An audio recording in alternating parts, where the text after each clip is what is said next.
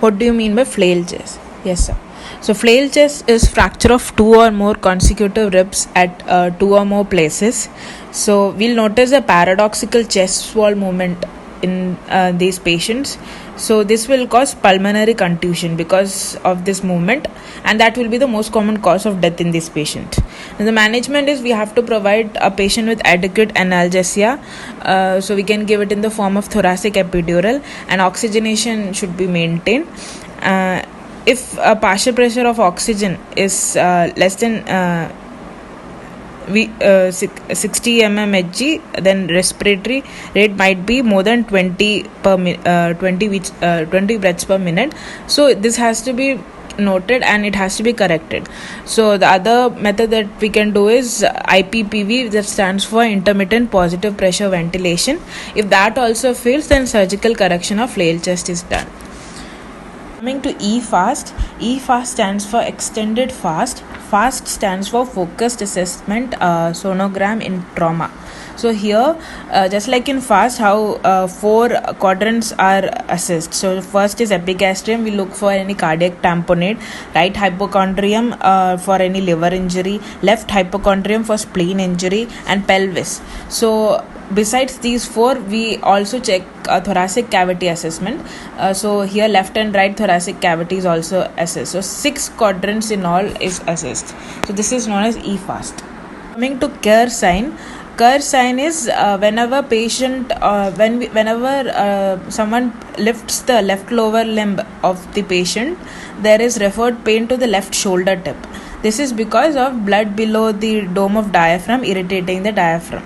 Coming to balance sign is whenever there is dullness to percussion in the left flank, or there is shifting dullness to percussion in the right flank. This is seen in splenic rupture or hematoma. So this is a sign that patient is often might be having splenic rupture. So the dullness in the left flank we are feeling is due to coagulated blood, while the shifting dullness in the right flank is due to the fluid blood. To splenic injury, we suspect spleen injury if there is fracture of 9th to 11th rib on the left side, or Kerr sign is positive. So there are grades of splenic rupture from 1 to 5. The first grade is laceration less than 1 cm parenchymal depth, or subcapsular hematoma less than 10% of surface. Second is laceration 1 to 3 cm or subcapsular hematoma 10% to 50%. Third stage is laceration more than 3 cm or subcapsular hematoma more than 50%.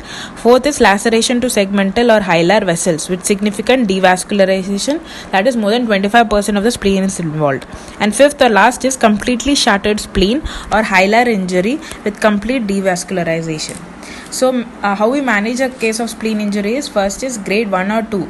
If patients are usually stable, then we go for CCT. It is a conservative then we do conservative management.